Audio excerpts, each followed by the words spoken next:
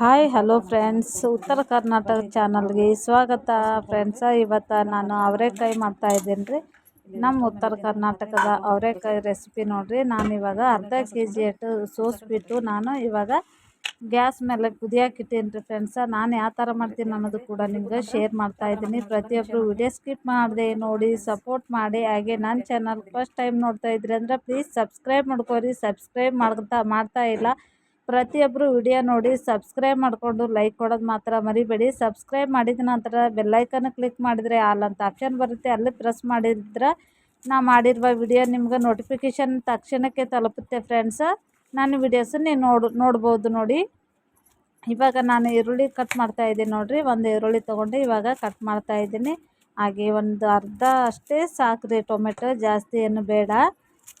ಒಂದು ಸ್ವಲ್ಪನೇ ಹಾಕಬೇಕು, ಚೆನ್ನಾಗಾಗುತ್ತೆ. ನಾನು ಯಾವ ಥರ ಮಾಡ್ತೀನಿ ಅನ್ನೋದು ಕೂಡ ನಾನು ನಿಮ್ಮ ಜೊತೆ ಹಂಚ್ಕೊಳ್ತಾ ಇದ್ದೀನಿ ಫ್ರೆಂಡ್ಸ್.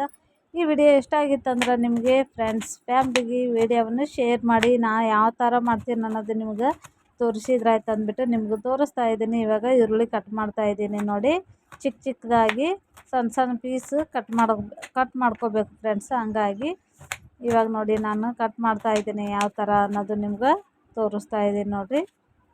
ದಪ್ಪ ಕಟ್ ಮಾಡಬಾರ್ದು, ಚಿಕ್ಕದಾಗಿ ಕಟ್ ಮಾಡ್ಕೋಬೇಕು ನೋಡಿ. ಇವಾಗ ನಾನು ಅರ್ಧ ಮಾತ್ರ ತೊಗೊಂಡಿರೋದು ಟೊಮೆಟೊ, ಅರ್ಧ ಆದರೆ ಸಾಕಾಗುತ್ತೆ. ಜಾಸ್ತಿ ಟೊಮೆಟೊ ಇದಕ್ಕೆ ಚೆನ್ನಾಗಿ ಅನಿಸಲ್ಲ ಫ್ರೆಂಡ್ಸ್. ಹಂಗಾಗಿ ನಾನು ಅರ್ಧನೇ ತೊಗೊಂಡು ಕಟ್ ಮಾಡ್ತಾ ಇದ್ದೀನಿ ನೋಡಿರಿ. ಈರುಳ್ಳಿ ಕಟ್ ಮಾಡಿ ಇಟ್ಕೊಂಡಿದ್ದಾಯಿತು. ಇವಾಗ ಟೊಮೆಟೊ ಕೂಡ ಚಿಕ್ಕದಾಗಿ ಅದನ್ನು ಕೂಡ ಕಟ್ ಮಾಡ್ಕೊಳ್ತಾ ಇದ್ದೀನಿ ನಾನು. ಇವಾಗ ನೋಡಿರಿ ಅವರೆಕಾಯಿ ಬೆಂದಾದ್ರಿ. ಹಾಗಾಗಿ ನಾನು ಇನ್ನೊಂದು ಪಾತ್ರೆಗೆ ತಗೊಳ್ತಾ ಇದ್ದೀನಿ ನೋಡಿ.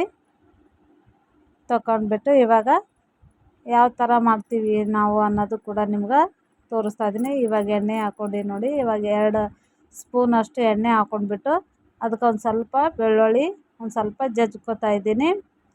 ಬೆಳ್ಳುಳ್ಳಿನೂ ಕೂಡ ಹಾಕ್ತಾಯಿದ್ದೀನಿ ನಾನು. ಸ್ವಲ್ಪ ಬೆಳ್ಳುಳ್ಳಿ ಕೆಂಪಗಾದ ನಂತರ ಕಟ್ ಮಾಡಿರುವ ಈರುಳ್ಳಿ ಹಾಕ್ಕೊಳ್ತಾ ಇದ್ದೀನಿ ನೋಡಿ. ಚೆನ್ನಾಗಿ ಕೆಂಪಗಾಗೋ ತನಕ ಫ್ರೈ ಮಾಡ್ಕೋಬೇಕಾಗುತ್ತೆ. ಸ್ವಲ್ಪ ಕಲರ್ ಚೇಂಜ್ ಆಗಬೇಕು ಈರುಳ್ಳಿದು. ಅದಾದ ನಂತರ ನಾನು ಟೊಮೆಟೊ ಹಾಕ್ಕೊಳ್ತೀನಿ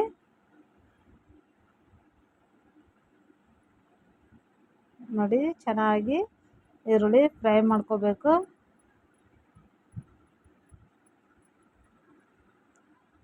ಚೆನ್ನಾಗಿ ಈರುಳ್ಳಿ ಫ್ರೈ ಆದ ನಂತರ ಟೊಮೆಟೊ ಹಾಕ್ಕೊಳ್ಬೇಕಾಗುತ್ತದೆ ನೋಡಿರಿ. ಇವಾಗ ಟೊಮೆಟೊ ಹಾಕೋತಾ ಇದ್ದೀನಿ. ಅದನ್ನು ಕೂಡ ಸಾಫ್ಟ್ ಆಗೋ ತನಕ ನಾವು ಚೆನ್ನಾಗಿ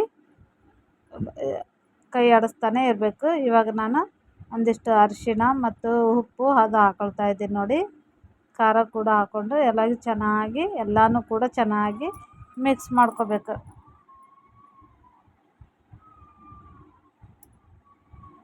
ಆನಂತರ ಈರುಳ್ಳಿ ಟೊಮೆಟೊ ಎಲ್ಲನೂ ಚೆನ್ನಾಗಿ ಫ್ರೈ ಆದ ನಂತರ ನಾವು ಬೇಯಿಸಿಟ್ಕೊಂಡಿರ್ತೀವಲ್ಲ ಫ್ರೆಂಡ್ಸ್, ಅದನ್ನು ಹಾಕ್ಕೊಳ್ತಾ ಇದ್ದೀನಿ ನೋಡಿರಿ. ಅವರೆಕಾಯಿ ಅಂದರೆ ಬೇಗನೆ ಆಗಿಬಿಡುತ್ತೆ ಈ ಥರ ಮಾಡೋದ್ರಿಂದ.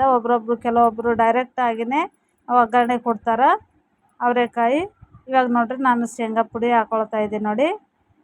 ಒಂದಿಷ್ಟು ಗರಂ ಮಸಾಲ, ಶೇಂಗಾ ಪೌಡ್ರ್ ಏನು ಮಾಡಿ ಇಟ್ಕೊಂಡಿದ್ವಲ್ಲ ಅದನ್ನು ಕೂಡ ನಾನು ಹಾಕ್ಕೊಳ್ತಾ ಇದ್ದೀನಿ. ನಾವು ಒಟ್ಟಿಗೆ ಅರ್ಧ ಕೆಜಿಯಷ್ಟು ಶೇಂಗಾ ಹುರಿದ್ಬಿಟ್ಟು ಪೌಡ್ರ್ ಮಾಡಿ ಇಟ್ಕೊಂಡ್ಬಿಡ್ತೀವಿ ರೀ. ನಮ್ಮ ಕಡೆ ಈ ಥರ ಮಾಡ್ತೀವಿ ರೀ.